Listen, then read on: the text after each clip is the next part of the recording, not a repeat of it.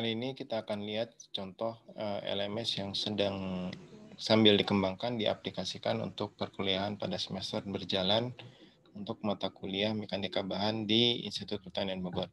Dan ini adalah mata kuliah atau dashboard yang bisa dilihat bagi untuk user, yaitu dalam hal ini dashboard dari yang saya miliki, yang di sini sudah ada daftar mata kuliah yang saya dilibatkan di dalamnya. Dan kemudian kita akan masuk langsung ke mekanika bahan.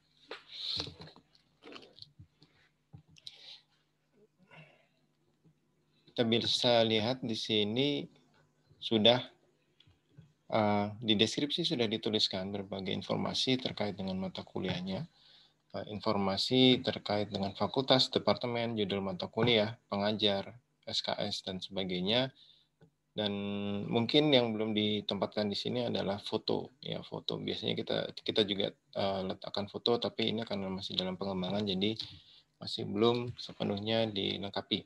Dan di deskripsi ini pada prakteknya adalah yang ada kita tuliskan di dalam kontrak perkuliahan, yaitu terkait dengan manfaat, deskripsi, tujuan instruksional, organisasi materi, strategi perkuliahan, dan sebagainya, dan ada tugas-tugasnya seperti apa, penilaian, range penilaiannya seperti apa, kemudian porsi nilai-nilai yang akan digunakan di dalam penilaian akhir. Juga ada peraturan-peraturan yang lain. File ini bisa juga diakses di deskripsi. Kita sudah berikan akses kepada mahasiswa untuk bisa membuka filenya apabila memang dibutuhkan. Maka akan terlihat seperti ini. Ini adalah file kontrak perkuliahannya, di mana di dalamnya akan terdapat juga jadwal, peraturan, jadwal, penilaian, dan disetujui oleh perwakilan mahasiswa dan dosen yang mengampu di kelas tersebut. Kemudian juga kita bisa lihat di sini sudah ada topik-topik perkuliahannya yang akan kita berikan selama 1 semester, meskipun ini masih dalam proses pelengkapan sambil berjalannya semester. Nah, bagaimana kita bisa menempatkan apa yang kita rencanakan untuk pembelajaran melalui LMS, itu pertama kali kita harus memiliki akses untuk mengedit. Jadi kalau di LMS IPB yang berbasis Moodle, kita akan mengakses melalui tombol editing. Ini harus dalam kondisi seperti ini. Kalau dia hijau seperti ini berarti tidak bisa mengedit, tetapi kalau kita klik turn editing on, maka tombol ini akan berubah menjadi merah dan kita sudah bisa mengedit berbagai resources dan aktivitas yang digunakan di dalam perkuliahan. Nah, setelah kita bisa mengakses menu edit, maka kemudian kita bisa menambahkan berbagai hal. Di sini kalau kita lihat sudah ada berbagai hal seperti di sini ada kontrak ini, kemudian ada forum diskusi dan sebagainya. Di menu editing kita bisa mendapatkan untuk setiap topik, nanti kita bisa lihat ada paling bawah itu ada tambahkan aktivitas dan resources. Kita bisa klik di sini dan kita bisa lihat berbagai sumber dulu, ya, sumber yang digunakan dalam pembelajaran. Ini biasanya di dalam rencana perkuliahan, rencana kegiatan perkuliahan daring atau RKPD, ini biasanya dituliskan sebagai sumber. Jadi harus dituliskan sumber yang akan digunakan di dalam pembelajaran apa. Di sini ada buku, ada file yang bentuknya lebih fleksibel. Ini kita bisa masukkan file PDF, file Word, file dalam format video juga untuk video lecture-nya misalkan, atau video contoh-contoh animasi, PowerPoint, tabel Excel atau spreadsheet dan sebagainya. Bisa kita taruh di sini semua. Kemudian apabila file kita banyak, kita juga bisa mengorganisasinya di dalam satu folder. Kemudian resources yang lain ada IMS content pages, label, kemudian juga page. Kalau page ini seperti kita membuat halaman tersendiri yang kita bisa format tulisannya menjadi seperti di Microsoft Word. Kemudian kita bisa tambahkan misalkan video streaming dari portal-portal video tertentu dengan cara mengembed, ada caranya di sini. Kemudian juga kita bisa menambahkan link untuk yang bisa digunakan atau diakses oleh mahasiswa dalam kaitannya dengan proses pembelajaran. Kemudian setelah kita menambahkan resources, selanjutnya adalah kita harus menentukan aktivitasnya apa saja yang dilakukan di situ. Aktivitas ini tentunya ada beberapa resources yang sekaligus di situ harus juga dilakukan aktivitas. Misalkan kita menyediakan video lecture, tentunya sekaligus di situ aktivitas yang dilakukan mahasiswa adalah menontonnya. Tapi kita bisa menambahkan, misalkan kita memberikan penugasan. Ya, ada beberapa aktivitas yang mungkin harus dipertimbangkan untuk selalu ada di setiap pertemuan, yaitu penugasan. Kemudian kuis di sini. Kuis itu bentuknya adalah pertanyaan-pertanyaan, bisa pilihan ganda, bisa jawaban singkat, bisa essay. Kemudian juga form chat. Chat ini mungkin seperti halnya kita menggunakan software messenger yang akan bisa digunakan untuk berkomunikasi secara sinkronus, tapi hanya dalam mode teks di sini, melalui website LMS kita. Nah, kemudian yang juga penting adalah forum. Forum ini sangat penting, karena disinilah aktivitas interaksi yang lebih fleksibel, itu bisa dilakukan selama perkuliahan, bukan hanya selama jam perkuliahan, tetapi juga selama masa perkuliahan dalam satu semester sesuai dengan kesepakatan yang ditentukan. Dan di sini ada fasilitas-fasilitas yang lain, ada external tools, database, kemudian feedback, ada games, dan sebagainya. Dan juga ada lesson. Lesson ini sangat bermanfaat apabila kita ingin mengarahkan pembelajar itu melakukan pembelajaran secara mandiri melalui tahapan-tahapan yang kita gunakan. Sebagai contoh, kita membuat video lecture yang segmen pendek-pendek, kemudian mahasiswa itu akan masuk ke lesson, menonton video penjelasan, kemudian melakukan aktivitas, misalkan mengerjakan kuis atau hitungan seperti itu. Kemudian setelah mereka mencapai nilai tertentu, mereka bisa lanjut ke tahapan berikutnya. Dan apabila seluruh tahapan itu sudah dipenuhi, maka mereka sudah diharapkan bisa mencapai capaian pembelajaran tertentu sesuai yang direncanakan. Kira-kira seperti itu. Kita kembali ke halaman utama LMS. Dan ini adalah topik pertama. Ini kita sudah menambahkan ini file kuliah. Kuliah ini bentuknya file format PDF. Ini juga materi ini format PDF. Kalau kita buka,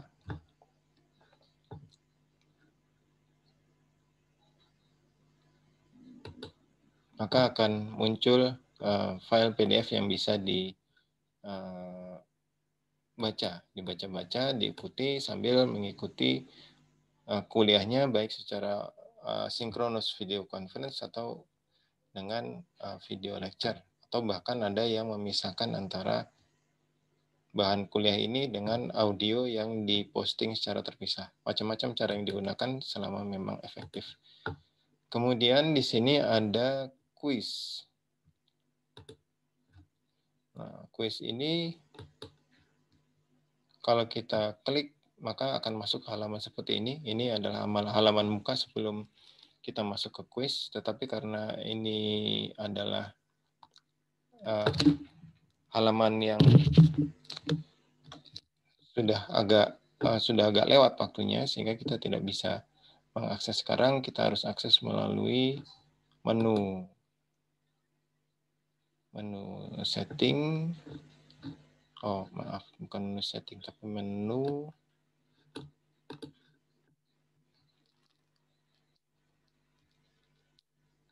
course management. Kita preview quiz kita yang sudah dibuat, atau kita juga bisa edit, kita bisa lakukan perubahan-perubahan pada quiz dan sebagainya. Dan ini contoh quiz yang kita sudah buat, ada 5 pertanyaan, semuanya pilihan ganda. Mengapa digunakan pilihan ganda walaupun di sini ada hitungan? Karena memang dalam hal ini tujuan kami adalah untuk membuat sarana evaluasi bagi mahasiswa untuk pemahaman dari pelajaran yang sudah mereka pelajari sebelumnya, apakah sudah sesuai atau belum gitu ya. Seperti itu. Dan kemudian kita juga memiliki di sini video kuliah. Sebetulnya urutannya adalah materi ini diberikan, mereka mendownload, membaca, kemudian mengikuti video kuliah atau video conference yang dilakukan secara sinkronus menggunakan Zoom misalkan, atau Webex, atau Google Meet. Dan ini untuk video kuliah yang kita sudah buat, kita hosting sebetulnya ada di YouTube. Jadi ada di portal atau di server video streaming, dan kita tidak taruh di server kita, di LMS kita, walaupun itu juga bisa dilakukan. Jadi ini dibuat menggunakan page ya. Ini adalah page, nanti mahasiswa akan mengakses video. Video ini hanya bisa diakses dari halaman ini, jadi tidak bisa di-search dari channel-channel di YouTube. Kemudian setelah mengikuti kuliah, mengerjakan kuis, selanjutnya akan diberikan tugas. Tugas ini sebagai latihan, tapi juga sebagai bahan dari sebagian dari penilaian. Kalau kita buka di sini, tugas itu hanya kita buat sebagai tempat untuk submit dengan deadline tertentu. Ya, ini kebetulan sudah lewat waktunya. Kemudian juga ini dibatasi hanya untuk kelas tertentu, karena kita memiliki dua kelas paralel untuk mata kuliah ini, maka kita bedakan. Ini untuk kelas yang kedua, ini kelas yang pertama. Penugasannya sendiri dilakukan melalui video lecture biasanya, atau video conference, dan juga ada di materi yang kita siapkan di sini. Sehingga untuk mengerjakan tugas ini tentunya harus mengikuti dulu semua materi yang diberikan. Seperti itu. Ini adalah kuliah-kuliah awal, mungkin kita bisa lihat. Dan tadi mungkin ada forum diskusi di resources, kita tambahkan forum diskusi juga di sini. Kalau kita buka ini forum diskusinya, kebetulan masih belum dimanfaatkan, tetapi kita bisa